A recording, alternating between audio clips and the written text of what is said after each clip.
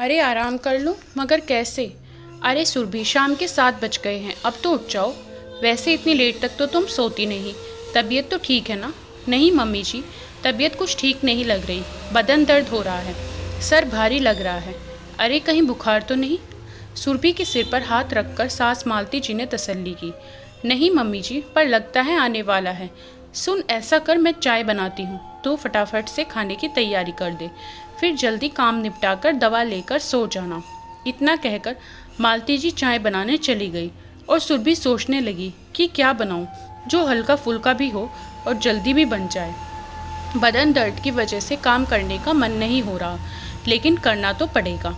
खैर, मम्मी जी के हाथ की चाय मिल जाएगी तो थोड़ा ठीक लगेगा। अभी सुरभि यह सोच रही थी कि मालती जी ने उसे आवाज़ लगाई। सुरभि, छोटे डब्बे में चाय पत्ती नहीं है, ज़रा बड़ा डिब्बा ऊपर से उतार दे। तो मुझसे तो हाथ ऊपर होता ही नहीं, हमेशा बाजुओं में दर्द रहता है, क्या करूं। अगले ही पल सुरभि ने बिस्तर छोड़ा और किचन की तरह रुख किया। किचन में घुसते ही बर्तनों का भंडार दिख गया। बिखरा हुआ किचन स्लैब बता रहा था कि बच्चों ने शाम को सैंडविच बनाकर खाए हैं। किचन की हालत देखकर उसे गुस्सा आने लगा। सबसे पहले चाय पत्ती का डब्बा उतारा और चाय चढ़ाई, जो कि मालती जी अधूरी छोड़कर फ़ोन पर बात करने चली गई थी। फिर बिखरा हुआ किचन का सामान समेटने लगी। इतने में चाय बन के तैयार हो गई। चाय छानकर सुरभि मालती जी के कमरे में लेकर गई। मम्मी जी, कढ़ी खिचड़ी बना देती हूँ, हल्का भी है और जल्दी भी बन जाएगा। हाँ सही है, पर राघव को कढ़ी खिचड़ी पसंद नहीं है ना। तो ऐसे करना, उसके लिए मक्के की रोटी बना देना, वो भी खुशी से खा लेगा। मम्मी जी, या तो ऐसा करती हूँ बाहर से ही कुछ मंगवा लेती हूँ। नहीं नहीं बेटा, बाहर का खाना मुझे हजम नहीं होगा, तू तो कढ़ी खिचड़ी बना दे। ठीक है मम्मी जी। चाय के कप लेकर सुरभि रसोई में गई और बर्तन मांजने लगी। कमर दुख रही थी, लेकिन सुबह तक यह बर्तन नहीं छोड़ सकती थी, इसलिए मांजना सही समझा और सोचने लगी कि मक्के की रोटी के साथ तो राघव को चटनी भी चाहिए। तभी पता चला कि ऊपर की टंकियों में पानी खत्म हो चुका है। हाथ पोंछकर गार्ड भैया को फ़ोन किया और मोटर चालू करने को कहा। साथ ही एक तरफ कढ़ी बनानी रखी तो दूसरी तरफ खिचड़ी चढ़ा दी। फ्रिज में नज़र घुमाई तो पता चला कि चटनी खत्म है, इसलिए साथ साथ चटनी के लिए हरा धनिया साफ करने लगी। इतने में ही मालती जी रसोई में आई। अरे सुरभि, धनिया मुझे दे, मैं साफ कर देती हूँ और चटनी भी बना देती हूँ, तू ज़रा आराम कर ले। ठीक है मम्मी जी। वैसे कढ़ी खिचड़ी बन गई है, मक्के की रोटी गरम गरम सेक दूंगी और काफ़ी सारा धनिया साफ हो गया है। आप चटनी बना लीजिए, मैं ज़रा कमर सीधी करके आई।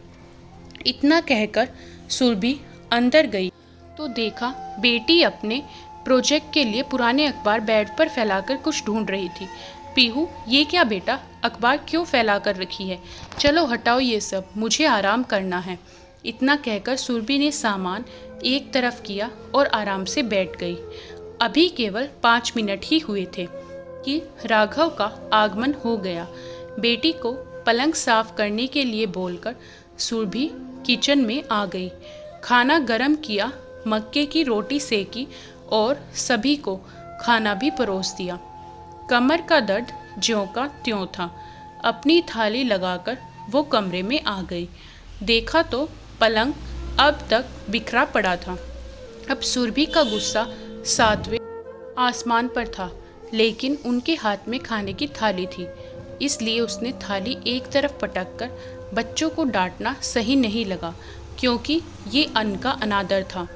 लेकिन अगले ही पल जब वह पलंग पर बैठी तो कमर दर्द के मारे आंखों से आंसू आ गए और वह कराहने लगी।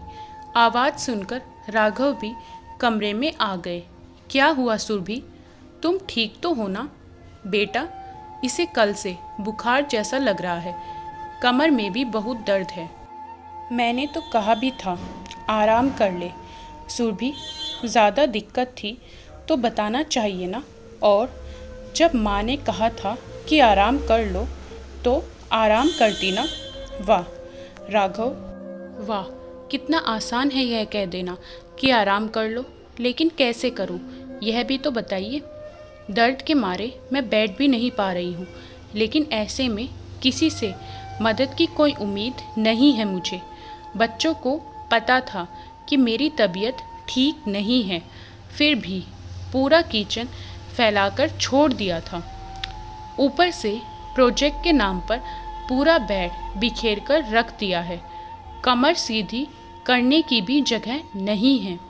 आपको भी पता है कि मेरी तबीयत ठीक नहीं है, लेकिन बोलने के बावजूद भी आप थोड़ा जल्दी नहीं आए ताकि डॉक्टर के पास जा सके। अरे इतना भी नहीं हुआ आपसे तो फिर किसी मेडिकल शॉप से कोई दवाई ला देते, लेकिन नहीं। और मम्मी जी, बोलना नहीं चाहिए, लेकिन वैसे भी हम बाहर का खाना मंगवाते भी और होटल में जाकर भी खाते हैं। लेकिन आज जब मेरी तबीयत ठीक नहीं है तब आपको कड़ी खिचड़ी ही खानी थी, क्योंकि बाहर का खाना आपको हजम नहीं होता है। हाँ, लेकिन बार बार तू आराम कर ले, तू आराम कर ले, यह ज़रूर बोलती रही, और इसके लिए आपका बहुत बहुत धन्यवाद। पर काश कि एक बार आप मुझे वह मौका भी देती कि मैं आराम कर पाती। चाहते तो आप और पीहू मिलकर किचन क्लीन कर सकते थे। बच्चे चाहते तो रूम को बिखरा हुआ नहीं छोड़कर साफ कर देते, और पतिदेव आप दवाई तो ला ही सकते थे ना। लेकिन नहीं, सबको खाली बोलना आता है, आराम कर लो, आराम कर लो। लेकिन आराम करूं तो कैसे करूं?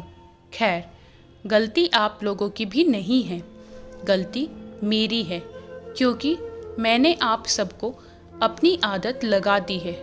कोई भी काम होता हो तो मैं खुद ही कर लेती हूँ, आप लोगों के कोई मदद नहीं लेती।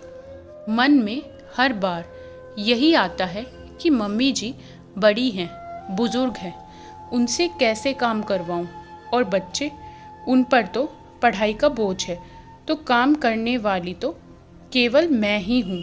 लेकिन पतिदेव, अगर मैं आपके लिए, इस परिवार के लिए इतना सोचती हूँ तो कोई मेरे बारे में भी तो सोचे ना। मैं भी तो थक गई हूँ, मुझे भी तो आराम की ज़रूरत है। मेरी भी तो इच्छा होती है कि बीमारी में कोई मुझे कुछ बनाकर खिला दे, कोई मेरे हाथ में दूध का गिलास पकड़ा दे ताकि मैं जल्दी से ठीक हो जाऊं। इतना सब कुछ कहते कहते सुरभि का गला भर आया था। दिल में छुपी हुई हर बात आज गुबार बनकर बाहर निकल चुकी थी। सबकी नज़रें झुकी हुई थी। आज सुरभि के बुखार ने सबकी आंखें खोल दी थी। झुकी हुई नज़रें बता रही थी कि सभी को अपनी गलती का एहसास था। मम्मी सॉरी, लेकिन आप उठो, आप एक काम करो, हमारा रूम बिल्कुल क्लीन है, आप वहाँ पर जाकर बैठो, मैं आपके लिए खाना गर्म करके लाती हूँ। पीहू ने सुरभि को सहारा देकर उठने में मदद की और अपने कमरे में लेटा दिया। राघव चुपचाप अपनी गाड़ी लेकर मेडिकल शॉप पर गए और सुरभि के लिए दवाई ले आए। पीहू ने खाना गर्म किया और सुरभि को अपने हाथों से खिलाया। राघव ने दवाई ला कर दी और मम्मी जी ने गरम दूध, फिर मम्मी जी ने किचन साफ किया और बच्चों ने सुरभि का बेड क्लीन करके तकिया लगा दिया। यह सब कुछ देखकर सुरभि की आधी तबीयत तो वैसे ही ठीक हो गई। अगली सुबह जब उठी तो हर कोई घर के काम में उसकी मदद कर रहा था, जिसे देखकर वह प्रफुल्लित हुई जा रही थी। दोस्तों, अक्सर ऐसा ही होता है, हम महिलाएं पूरे घर का ख्याल रखती हैं, लेकिन अगर हम बीमार पड़ जाएं तो हमारा ख्याल रखने वाला कोई नहीं होता।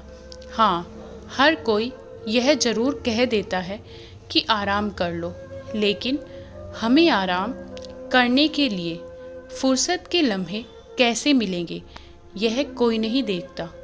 दोस्तों, आपको ये कहानी कैसी लगी हमें कमेंट में बताएं। वीडियो को लाइक करें, शेयर करें और हमारे चैनल को सब्सक्राइब करना ना